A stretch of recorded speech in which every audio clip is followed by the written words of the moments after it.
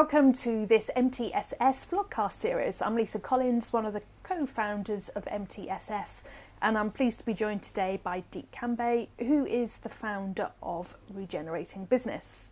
Today we are going to be having a look at the basics of understanding carbon. Now, Deep, carbon and carbon reduction. There are lots of terms out there: carbon neutral, net zero, positive targets. What do they all actually mean?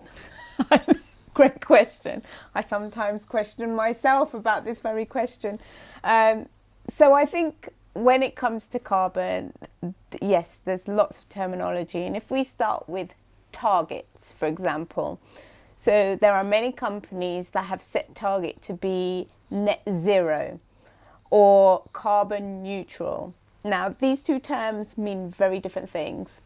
So when we talk about carbon neutrality, that's very much connected with buying carbon credits. So being able to offset your carbon by investing in initiatives and projects to put carbon back into, to put nature back. And, like planting trees. Yeah, planting trees. So there's a lot of companies that say, we're carbon neutral because they've invested in lots of money in planting trees, for example, or other initiatives. But I wouldn't call it best practice because it's not really reducing the company's carbon emissions. It is kind of compensating for it.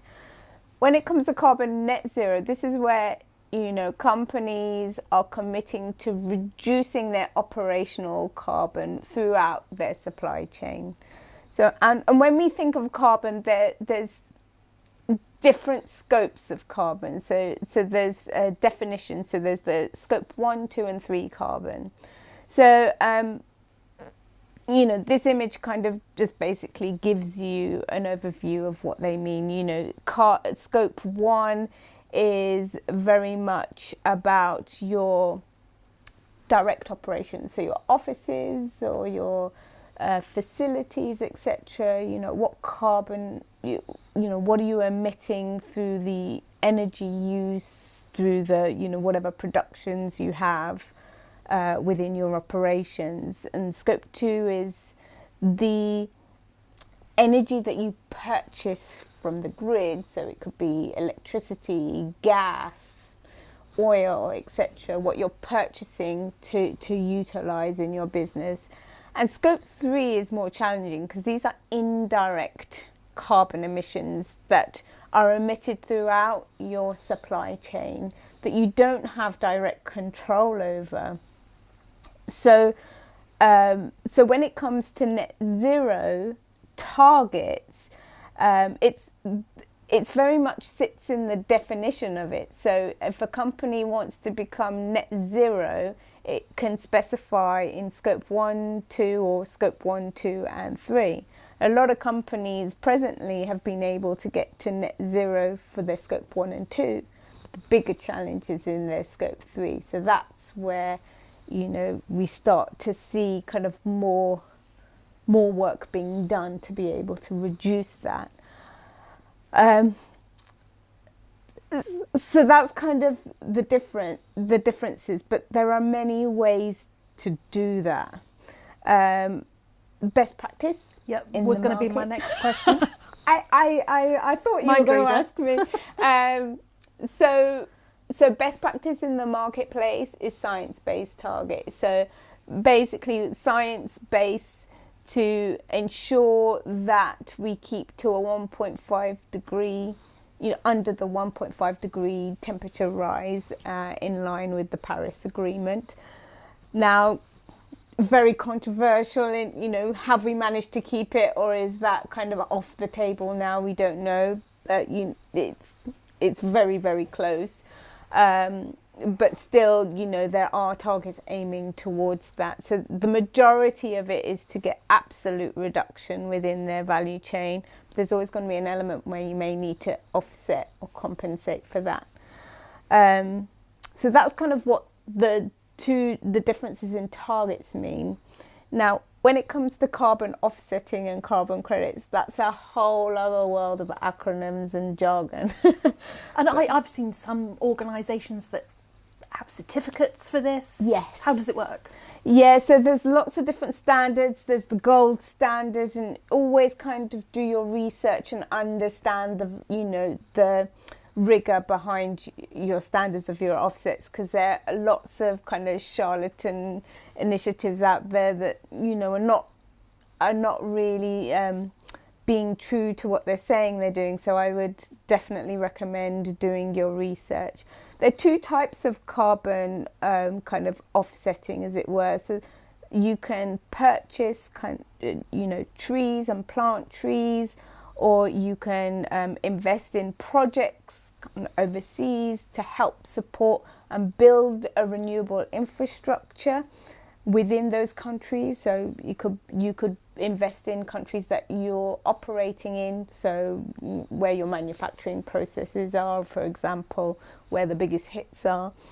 Or you can do carbon insetting, and what that means is you can invest in the infrastructure within your direct supply chain. So an example of that could be there's a supplier that you get most of your business from, and say they're based in a rural village in Africa or India where the infrastructure's not as advanced, hasn't got access to renewable energy or sustainable energy to ensure that continuous production or anything like that.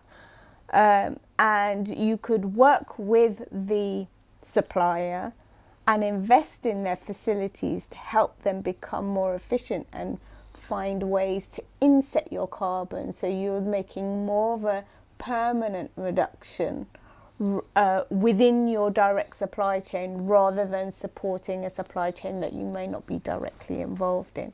They tend to be more expensive, naturally, but they are more effective. So there are lots of different ways of approaching carbon, but they're kind of, I would say, the main ones. And how are offsetting your carbon, how much of that is looked at in the frameworks that we've discussed in previous episodes? It's understood that this needs to happen, especially in the kind of transition phase. But, there is a want to see, the maximum absolute reduction first. But there is an acknowledgement and a need for carbon offsetting right now. There will always be a need for it, but it's about encouraging businesses to minimise as much as possible. And in the work that you've done, and you've worked with a number of companies, have you got any examples of leading organisations that are reducing their carbon? I mean, lots of businesses are doing things and doing some great work. I think it's really difficult to pull out one or two examples, but you only have to look outside the door to see so many companies already being quite innovative. Yep, absolutely. It's everywhere. Thank you, Deep. Thank you for joining us today. And thank you for being a great guest on this vlogcast today. We look forward to seeing you next time, where we're going to be taking a look at how we can be unlocking some more financial capital. We look forward to seeing you.